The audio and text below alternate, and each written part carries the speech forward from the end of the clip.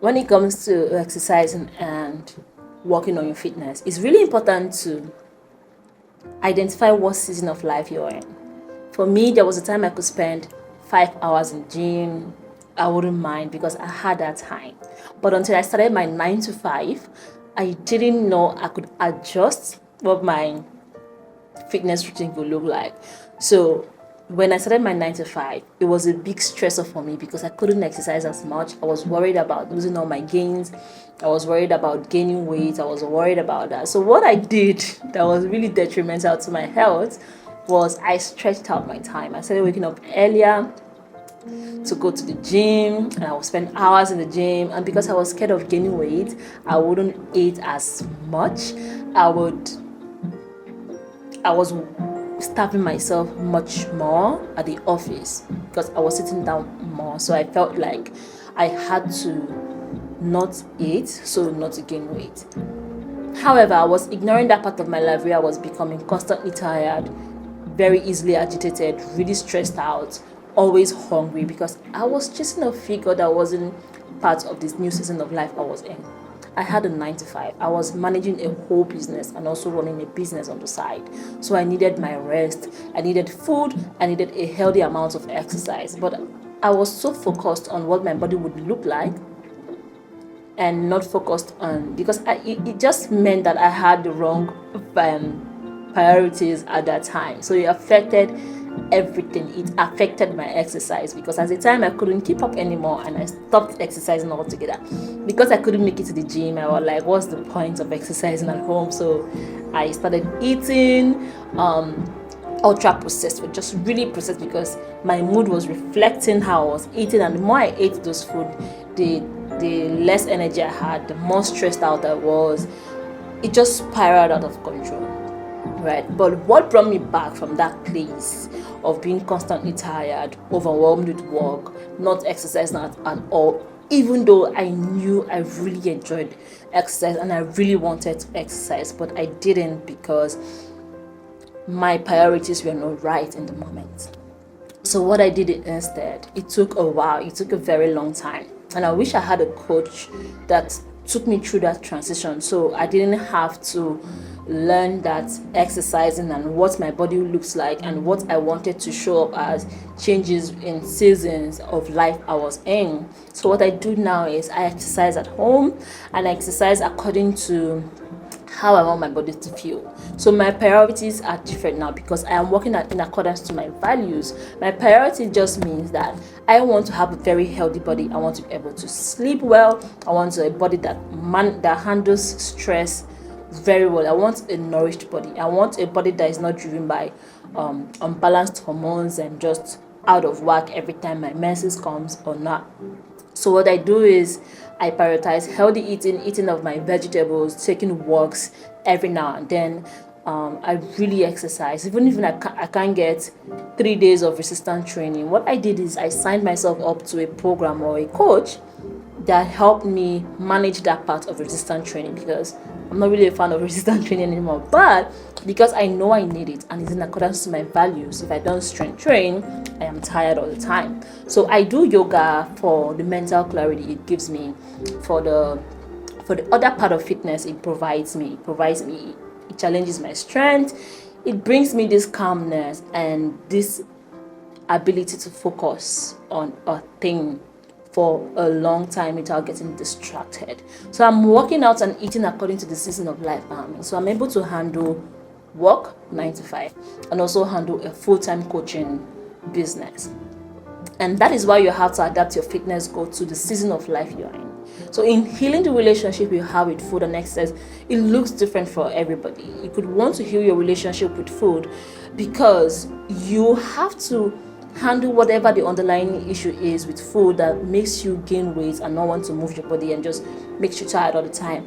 Or maybe you want to heal this relationship with exercise where you're like, you over exercise all the time, you just can't help yourself regardless of how you're feeling. You must exercise, and if you don't exercise that way, you beat yourself up for not being able to exercise that way, even if your body is as tired. Or maybe you have this relationship with food where you feel really guilty every time you eat something that is not a whole food or something that maybe they've told you if you cannot pronounce the ingredient, then it's not good for you, right? But healing your relationship with food is coming to this neutral place with food and exercise, where you're treating yourself with kindness and forgiving yourself for the things you're not able to do, and understanding when you're able to do a thing at a level. Sometimes we want to always exercise at a level that your body is not able to do at a particular moment, and then if you're not, because your body is not able to do that, you beat yourself up for not being able to do that, and it spirals, right?